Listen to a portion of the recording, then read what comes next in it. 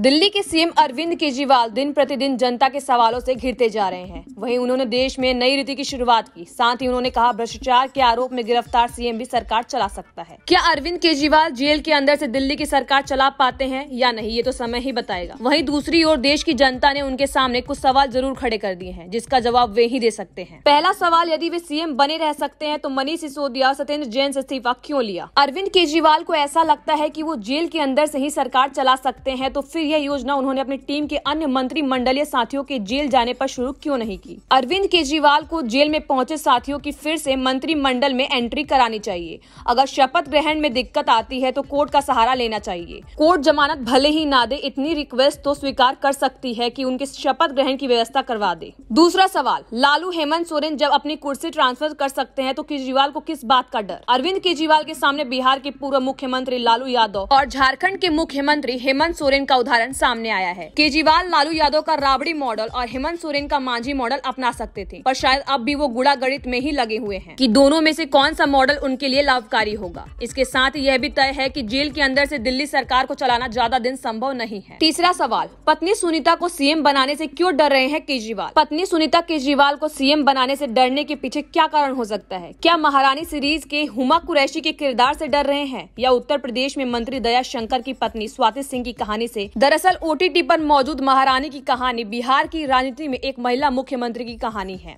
बीबा भारती बिहार के मुख्यमंत्री होते हैं। किसी कारणवश उनको रिजाइन करना पड़ा है और वो अपनी पत्नी रानी भारती को मुख्यमंत्री बना देते हैं। मुख्यमंत्री बनने के बाद वह गूंगी गुड़िया बिहार के शुद्धिकरण में लग जाती हैं और अपने पति के आदेश मानने से इनकार कर देती हैं। बाद में बीबा भारती बहुत कोशिश करने के बाद भी अपनी पत्नी को कुर्सी से उतार नहीं पाते। चौथा सवाल, आपके बाकी नेता क्या भरोसे के काबिल नहीं हैं? अरविंद केजरीवाल के रिजाइन न करने के पीछे ये संदेश भी जा रहा है कि आम आदमी पार्टी के अपने सहयोगियों के प्रति उन्हें भरोसा नहीं कर पा रहे हैं। कहीं न कहीं भरोसे का कारण यह भी था कि पार्टी के प्रशांत भूषण, कुमार विश्वास, योगेंद्र यादव आदि जैसे अधर्मी नेता धीरे धीरे पार्टी छोड़कर जाते रहे। अगर वो आतिशी, सौरभ भारद्वाज या गोपाल राय आदि में से किसी को मुख्यमंत्री बना देते हैं, ये लोग भविष्य में उन्हें किनारा कर सकते हैं। केजरीवाल अगर ऐसा सोचते हैं तो ये सही भी है। राजनीति में कोई सगा नहीं होता। बिहार के मुख्यमंत्री नीतीश कुमार का उदाहरण सामने है।